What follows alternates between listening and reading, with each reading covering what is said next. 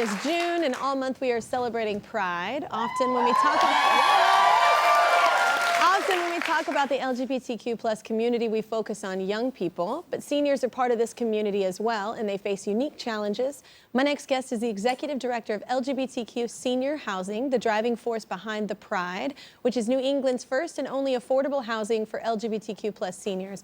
It's not only helping seniors in their golden years, it's also become an anchor for the entire local community. So everybody give it up for Gretchen. Welcome to the show. Welcome to the show. Thank you, Kelly. And congrats on the success thus far. But this opened just a few years ago, right? It was only 2024 when we broke ground, 2022 when we broke ground, 2024 when we opened our doors and welcomed our first residents. And we didn't reach full capacity until 2025, so it's still a very young community. And it's an old school, right? Yes, yes. So it's a beautiful old school in the heart of the Hyde Park neighborhood of Boston. And it's a historic adaptive reuse of this old school building, so we're able to save the school, turn it into 74 apartments, you know, studios, 1 and 2 bedrooms, and make it LGBTQ welcoming. So everyone is welcoming, 62+. So explain why this is so important for LGBTQ+ seniors. I think a lot of people don't know that our LGBTQ seniors are among the most vulnerable older adults in our country.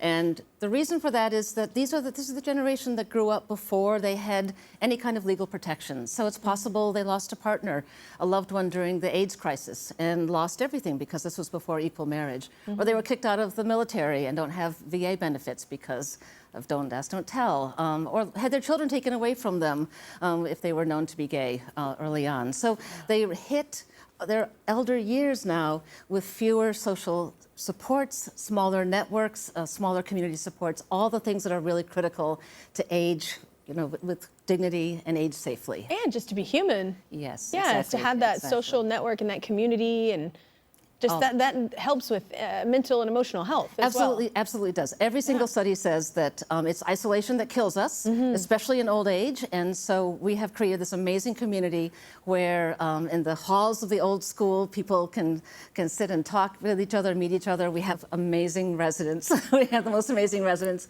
This is a picture of our community center. So the old gymnasium of the school, we turned into a public community center. So this is a very unusual model. So we have affordable senior housing that's welcoming to all, but it's named the Pryde so that we can tell people that it's welcoming to the LGBTQ community, and a public community center in the old gymnasium. So there's a place for LGBTQ groups to meet and have events.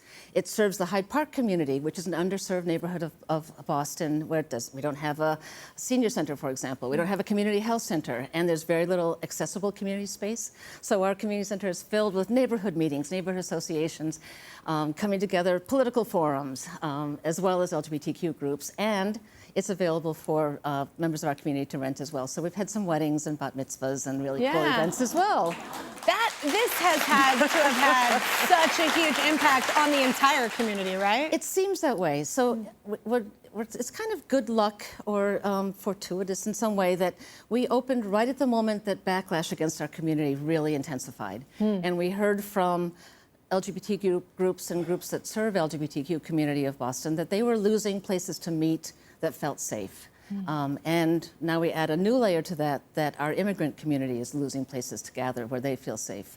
So our community center is open to all of these groups. People come to us and feel welcomed and safe.